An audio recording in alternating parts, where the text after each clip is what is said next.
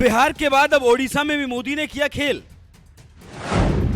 15 साल से बिछड़े दोस्त भी अब देंगे मोदी का साथ। 24 साल से ओडिशा में मुख्यमंत्री हैं नवीन पटनायक। फिर भी पटनायक को क्यों पड़ी मोदी की जरूरत?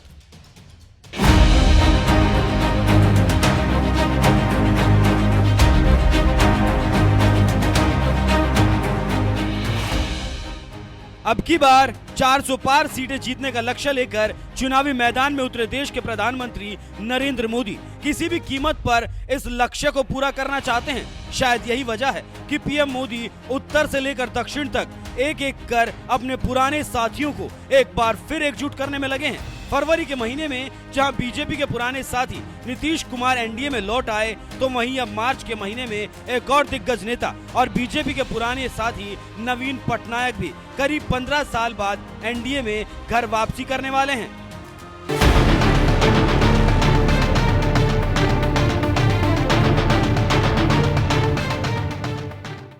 दरअसल ये बात कहीं ना कहीं पीएम मोदी भी जानते हैं कि 400 पार सीटें हासिल करनी है तो अपने पुराने दोस्तों को एकजुट करना बहुत जरूरी है। यही वजह है कि बिहार में नीतीश कुमार, यूपी में आरएलडी नेता जयंत चौधरी को साधने के बाद पीएम मोदी अब बीजू जनता दल के नेता और ओडिशा के सीएम नवीन पटनायक को भी साधने में जुट गए हैं। क्योंकि ये बात पीएम मोदी अच्छी तरह से जानते हैं कि ओडिशा में 21 लोकसभा सीटें हैं और इन सीटों को साधने के लिए पुराने दोस्त नवीन पटनायक से दोस्ती बेहद जरूरी है। यही वजह है कि पीएम मोदी 5 मार्च को जब ओडिशा के दौरे पर गए तो मंच पर पहुंचते ही सबसे पहले सीएम नवीन पटनायक के पिता और पूर्व सीएम बीजू पटनायक को उनकी जयंती पर श्रद्धांजलि भी दी।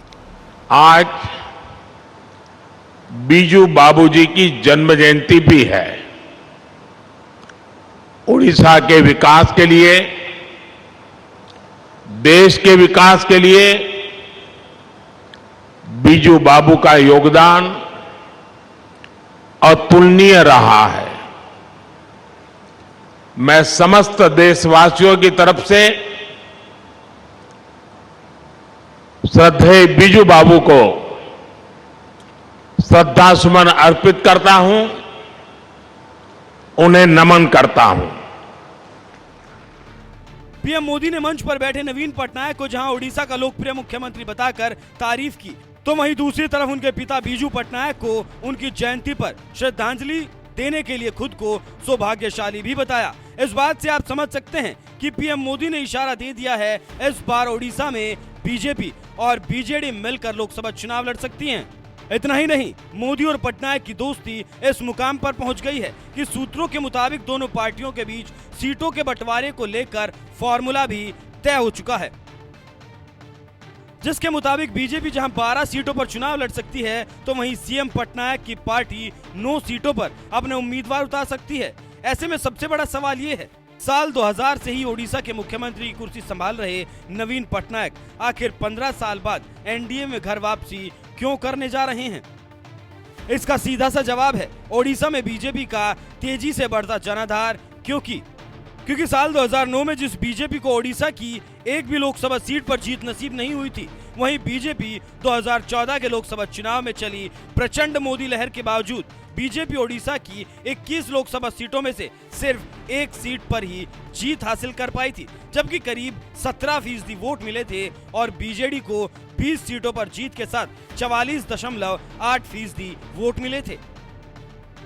ओडिशा की एक सीट पर मिली जीत के बाद बीजेपी को यह एहसास हो गया था, अगर और मेहनत की जाए तो साल 2019 के लोकसभा चुनाव में पार्टी और अच्छा प्रदर्शन कर सकती है। यही वजह है कि बीजेपी ने ओडिशा में पार्टी का जनाधार बढ़ाने के लिए खूब मेहनत की, जिसका असर साल 2019 के लोकसभा चुनाव के परिणामों पर देखने को मिला।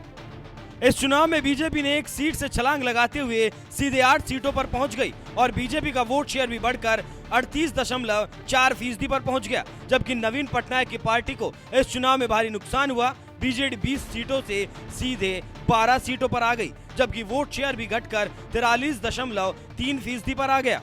लोकसभा चुनावों के आंकड़े बता रहे हैं कि बीजेपी कैसे साल दर साल ओडिशा में अपने पैर पसारती जा रही है। कुछ ऐसा ही ट्रेंड ओडिशा के विधानसभा चुनावों में भी देखने को मिलता रहा है। 2014 में हुए ओडिशा विधानसभा चुनाव में बीजेडी ने 43.9% वोट शेयर के साथ 146 में से 117 सीटों पर जीत हासिल कर सरकार बनाई थी, जबकि बीजेपी ने 32.49% वोट के साथ 10 सीटों पर जीत हासिल की थी। 2019 के विधानसभा चुनाव में बीजेपी और ताकतवर बन गई। इस चुनाव में बीजेपी ने 32.8% वोट के साथ 23 सीटें जीतकर राज्य की दूसरी सबसे बड़ी पार्टी बनकर वो उभरी, जबकि बीजेडी का वोट शेयर बढ़कर 45% तो पहुंच गया, लेकिन 5 सीटों के नुकसान के साथ वो 112 पर सिमट गई।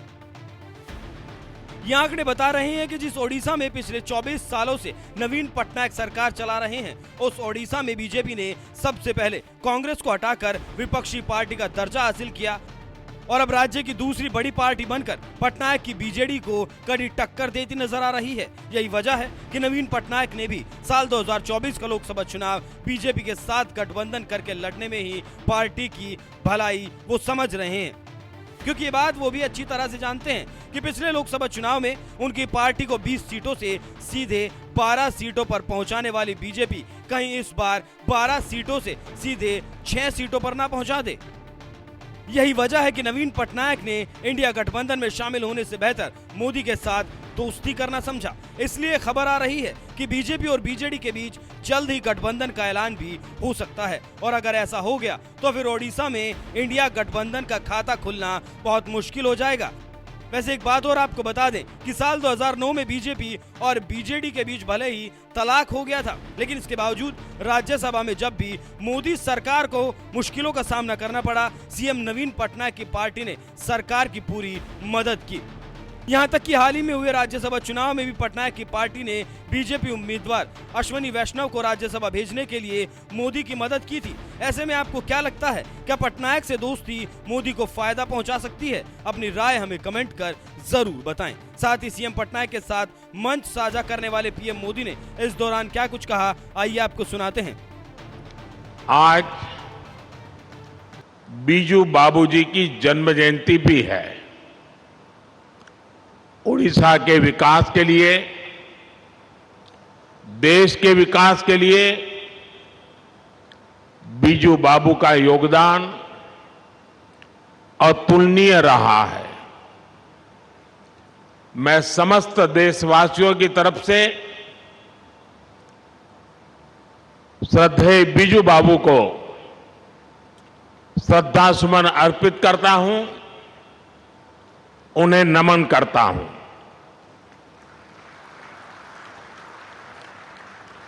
साथियों, आज यहां 20,000 करोड़ रुपए की बड़ी परियोजनाओं का लोकार्पण हुआ है, शिलान्यास हुआ है।